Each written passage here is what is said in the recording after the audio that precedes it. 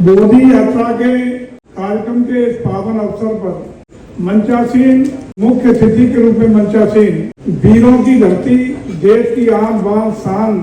के प्रतीक की धरती और इन्होंने राष्ट्र के लिए हमेशा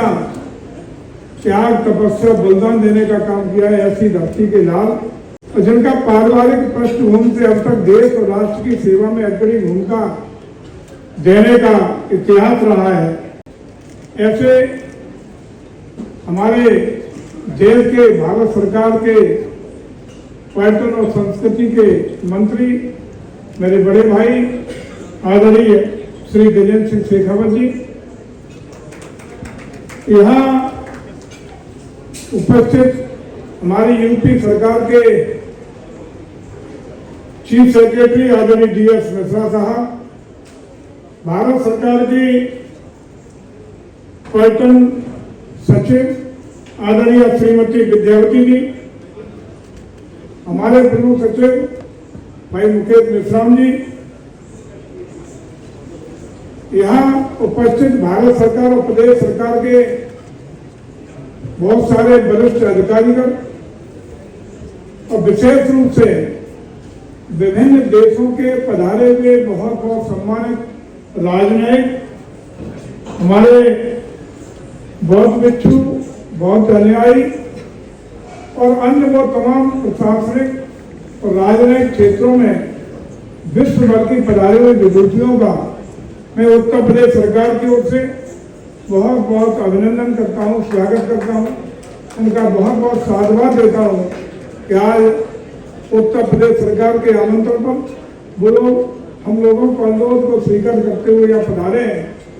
और निश्चित रूप से जैसा कि आप और हम सब जानते हैं कि उत्तर प्रदेश जनसंख्या की दृष्टि से और क्षेत्रफल की दृष्टि से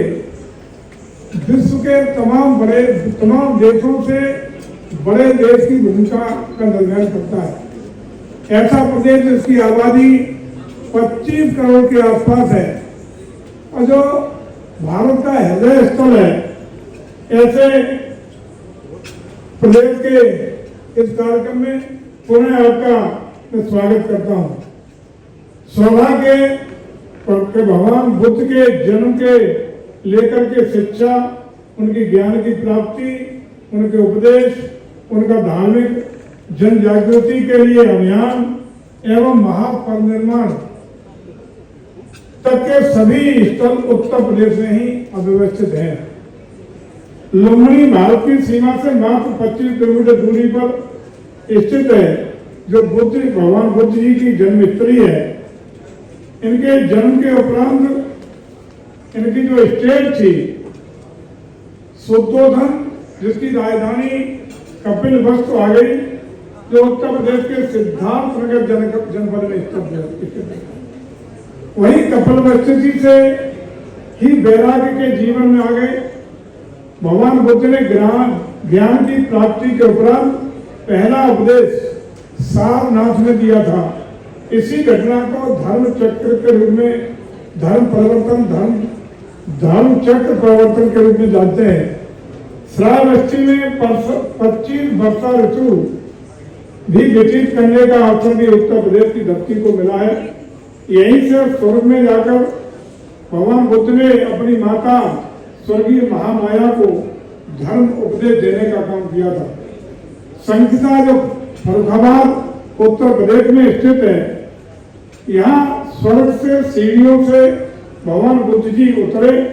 और कौशाम्बी में प्रारंभ काल में भगवान बुद्ध ने कई बार प्रवास करके अन्य महत्वपूर्ण उपदेश देने का काम किया था। कुशीनगर भगवान बुद्ध का परिनिर्वाण का सबसे बड़ा धार्मिक स्थल है। मैं समझता हूँ कि जो ऐसे बौद्ध पर्वत के रूप में उत्तर प्रदेश में इन सब बौद्ध स्थलों को जोड़ने के लिए हमारी प्रदेश की सरकार ने बौद्ध सर्किट का डेवलपमेंट करने का काम किया है। और विशेष रूप से रोड कनेक्टिविटी की बात हो, एयर कनेक्टिविटी की बात हो,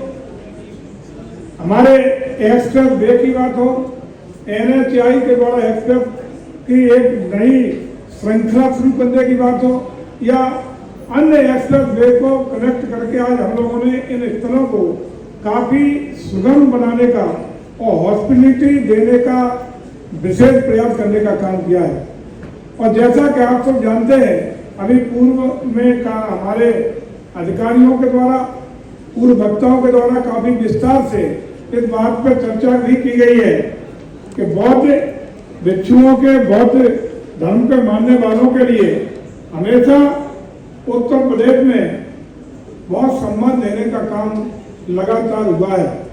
आज हमारा सौभाग्य है कि हम बहुत जल्दी जेवर एयरपोर्ट को, जो एशिया का सबसे बड़ा एयरपोर्ट होगा, इसको भी हमारे माननीय प्रधानमंत्री जी की अनुकंपा से, हमारे माननीय मुख्यमंत्री जी की विशेष प्रयास से बहुत शीघ्र उसको हम लोग शुरुआत करने का काम करने जा रहे हैं। इस तरह से गुणात्मक रूप से उत्तर प्रदेश भी एक्सप्रेस वे का प्रोजेक्ट बना है और साथ ही एयर कनेक्टिविटी के मामले में भी कई महत्वपूर्ण उपलब्धि हासिल करते हुए आप सबको सुख सुविधाएं देने के लिए विशेष रूप से तैयार करने का काम कर सका है। आदरणीय प्रधानमंत्री के नेतृत्व में भारत दुनिया की 5वीं अर्थव्यवस्था बनने की ओर बहुत तेज गति से आगे बढ़ने का काम कर रहा है और इसको हम लोगों ने 2027 तक दुनिया की तीसरी अर्थव्यवस्था के रूप में $5 ट्रिलियन की अर्थव्यवस्था प्रतिस्थापित करने का संकल्प लिया हुआ है। उसी परिप्रेक्ष्य में उत्तर प्रदेश ने अपने दायित्व का निर्वहन करते हुए एक बड़ी जनसंख्या का प्रदेश होने के नाते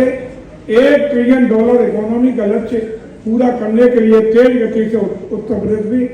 आगे बढ़ चला है। आज हम लोग उत्तर प्रदेश को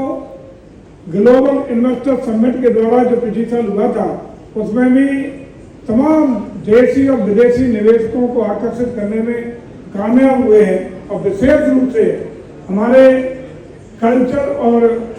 टूरिज्म के क्षेत्र में भी बहुत सारे निवेश के प्रस्ताव हमारे विदेशी पूंजी निवेश के रूप में प्राप्त हुए हैं और धरातल पर उतरने में कामयाब हुए हैं। हम ये भी आपको आश्वस्त करते हैं कि उत्तर प्रदेश बहुत तेज गति से बढ़ने वाला, इस समय विकास की मुख्य धारा में दौड़ने वाला प्रदेश है।